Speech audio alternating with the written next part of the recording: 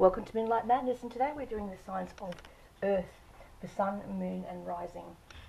Now the first card I pulled, it's from the deck called the Lover's Path Tarot by Chris Walker, and the other deck I'm using is the Enchanted Map by the Oracle Cards by Colette Baron Reid. Now the first card I pulled is the Ace of Pentacles, which is an auspicious card, which means in 1 year's time you will be coming into a vast amount of money, and it's to do with 1 year's time of money and also a new job or a new relationship is what they can indicate. Yeah, coins is always about coin, as in, and it's also to do with the Taurus and the Virgo star sign. The next card I pulled was the Four of Coins, again Earth. So in 4 years' time there will be an amount of money that will be coming to you, but you're quite careful with it. You're being very miserly right now with your money. You don't want to spend money, and you're trying to hold on to every single penny, because lately you've had bills that have been coming out left, right and centre, and so you don't want to dip into it. You want to keep it at a certain level. So it's saying that you're trying to keep your nest egg afloat, and you're also withholding care, compassion and love. That is also not happening right now. You're very closed off to people, places and things, and you're not giving away anything anymore. You're not going to give your love, your care or your concern. Now in the past we've got the Hermit card.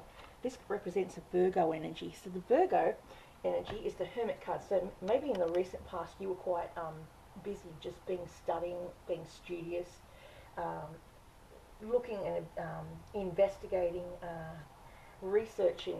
And I'm also getting the Hermit card talks about being careful. The Hermit is like the person that protects the star.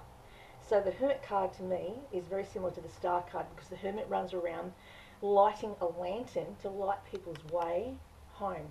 So if you've got someone that's in the dark, you're going to light that person's way home to the light. Then we've got the next card, the Temperance card. And the Temperance card is to do with balance. So in the past, recently, you would have been talking, it talks about Sagittarian energy. It talks about having one foot on the earth and the other finger in the sky. So being between worlds, you are between the earth and the sky, earth and the 3D and the 5D, and that you get downloads all the time, and you alchemize whatever is coming from upstairs, as in whatever comes from God. You're the instrument that alchemizes the message. If it's good or bad, you can absorb that energy. Whether if it's bad energy, you can alchemize it and turn it silver into gold. It's a change. It's a way to remove. I do beauty therapy, and I used to find that I would absorb people's physical ailments, and the physical ailments were usually trapped in the body. And I haven't studied Reiki, but I kind of imagine it's the same sort of thing. I can go to an area or sense an area that's not firing on all four cylinders. So your chakras are unaligned. They're not performing the way they should be. So I know I used to know where to go with my son's back, and I used to know exactly what problem he had with his back. The same with another lady who had a whiplash back in I'm going to say 2013, 2014, probably 2013. And she had a whiplash, and I did her a facial, and she never told me she had a car accident 5 years ago. And I kind of went, well, how? And like, she didn't say anything to me when you meant to fill out a report to say if you had an accident in the last 5 years. She never put it down. I went C7 whiplash. And she went, what? I went, how did you know that? I said, well, you didn't tell me. You were supposed to. I was thinking in my head, you were supposed to be. You should have told me that. She said, yeah, I had a car accident. Yeah, it was horrific. And I've had neck pain ever since. I went, so I kind of had to stop the massage, because I would have disrupted, or it could have been part of a public liability claim. The next card I've got is the Eight of Staves reversed. This talks about waiting too long for communication. It's time to take the initiative to create waves, waiting for others to make the first move. It's saying not to be too controlling, to be passive. in a situation where you want to control the situation because you can't. This person that you're trying to control is not someone you want to try and control because they will fight back. They will be extremely stubborn. They may have fire in their chart, heavy placement. It's saying that they can be quite fiery.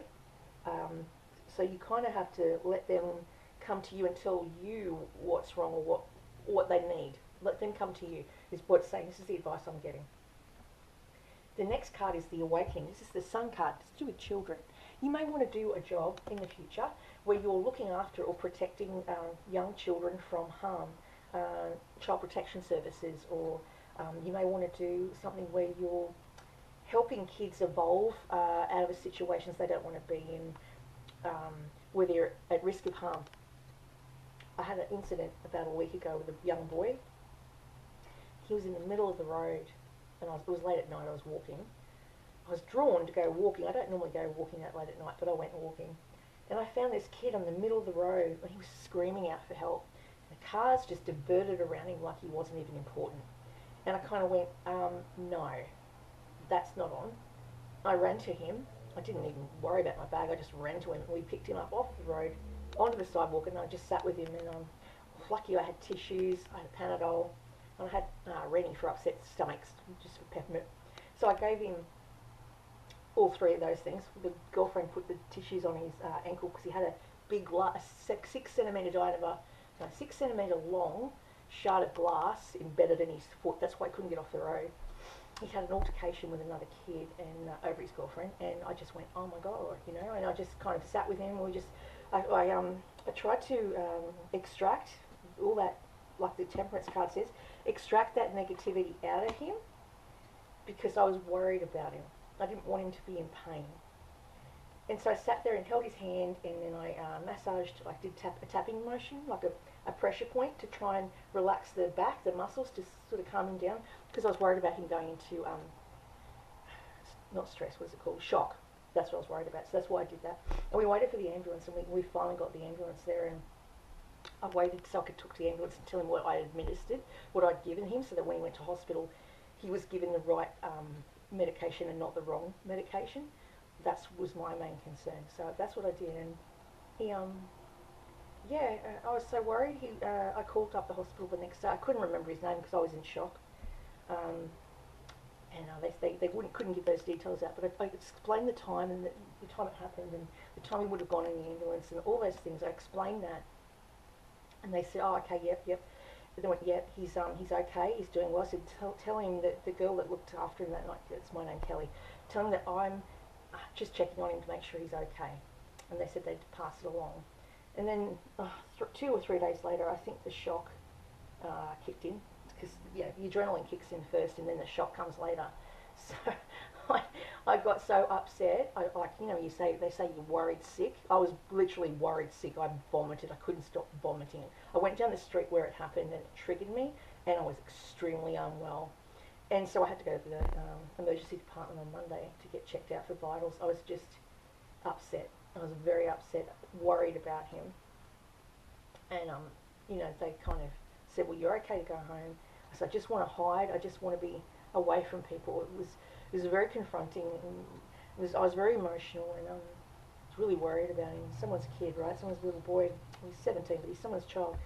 So that was my incident of helping children. The next card I got was the Devil reverse. This is a Capricorn energy. It's usually representative of love, drugs. Is it love? Sex and rock and roll. Yeah, it's like the substances you're kind of addicted to, addiction issues, but it's in the reverse. So it's saying that you're no longer addicted, or you're not as addicted as what you were to substances. That's what it's saying. The Six of Arrows talks about wanting to go from a hot place to a cold place, or a cold place to a hot place. That's it. A cold place to a hot place. It's saying that you're going on a holiday from somewhere cold to somewhere warm, and that the 6 arrows represents that you've got 6 arrows you've got 6 arrows in your back, but it's not like bad. It's just that you've got to try and float this boat with all these arrows in it. So it's not going to be an easy quest. What's around you is transition, travel and movement. Transitions that go smoothly. New knowledge that helps one move beyond current limitations. Yeah, the lessening of difficulties. Detachment to better understand situations. So it's telling you to try and detach from situations rather than attach. I have avoidant personality type disorder. I avoid conflict. I avoid attachment. I can be very detached if I want to, but when it's a child, I will attach and I will try and protect that child with everything I've got. That's what it's saying here. It says that the thing about you, that's what's around you. What your hopes and fears is for a love with someone that is from the heart. It is all about the heart. The Ace of Cups is, your cup is runneth over. You've got a cup full of love and you want to give that to someone. You've got all this emotion. Maybe recently you've tapped into it recently, so that it does cause a type of transmutation of energies where you've attached to someone and given all that care and poured out your cup, your heart, and now you've got to pull that back into yourself because you've given out too much. The emotion was so much it came out of you, all that emotion. Now you've got to pull it back to yourself from the moon. We're in the moon's energy right now. The veil is very thin right now, so it is a perfect time to get a reading. It is a perfect time to connect with a loved one because they can walk the earth because it's New Hallows Eve in New Orleans. That's what they celebrate, New Hallows Eve. The next card we got was the Justice card. So it's talking about a bit, you want a justice. You want justice for all the love that you've poured into someone that maybe you haven't felt that it was reciprocated. And the person that you poured all this love into possibly is a Libran or has Libra placements. So it's not for everyone. Justice talks about wanting to do the right thing for the right reasons, to get justice for children that can't speak up for themselves. That's what I'm hearing. For the person that can't speak up for themselves, I'm hearing the Justice card. And you want to do that justice, to give them a voice to be heard. That's what I'm getting so far. Let's see if this actually works. Okay, and then we've got the next deck. Pull that banner and read. And that's a cut. That's in 1 month's time. You want to go and do this sort of work with children to protect them from harm. And you want to do that so that they are able to exist and be happy.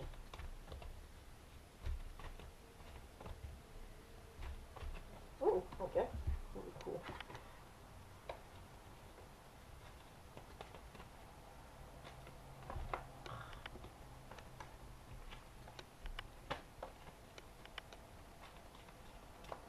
Okay, so I'm shuffling this deck. It's a very slippery deck. There you go. That one to pull out. Okay. Magic Prayer. That's one card.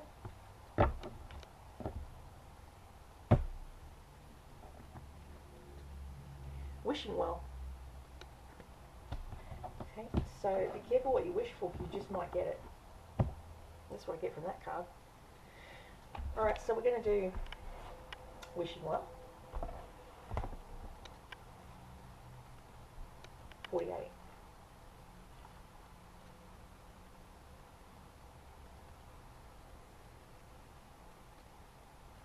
Okay, desire is the most important impulse for creating life. And now you're seeing the relationship between desire and inspiration. And sensing that the moment of truth when you are the full inception of new life, it is an aha moment when everything makes sense. Perhaps you recognize a soulmate, or conceiving a baby, or an idea. The Wishing Well card awakens you to the presence of unseen forces that enable new beginnings. Divine intelligence activates the field of possibilities that where new life is co-created in a magical way. Neither you nor anyone else can know or how or why this happens. It just does. To that end, you can't control the process of growth. Rather, you must step aside to be a channel for higher forces and relinquish any attachment to how this new creation should appear or when. Form your intention and take action by dropping the coin into the wishing well. Then trust in spirit and prepare to be amazed. Okay, so you've got to go and make a wish near a wishing well. Magic Prayers 32. I almost went to a wishing well yesterday, but I second guessed myself. I should have made the wish, but I didn't. When you see the Magic Prayer card is a reminder that your prayers will be answered. Spirit is always waiting to help you and to heal you. When you're in need, that said, the best prayer is, thy will be done through me. Thy will and not mine be done. Conscious contact with your higher power, as in your channeling Christ consciousness, is achieved through the ritual of prayer and meditation. Speak and listen to the divine force within the field of creation. Surrender your wishes and desires to Spirit. You may not get what you want, but you will surely get what you need. Your destiny awaits you. As long as you keep in conscious contact with your divine, be assured that you are on the right path. Wow, that's a really good reading. I really like that reading for you. And that's all I have for you today for Earth Signs, and we're up to 15 minutes.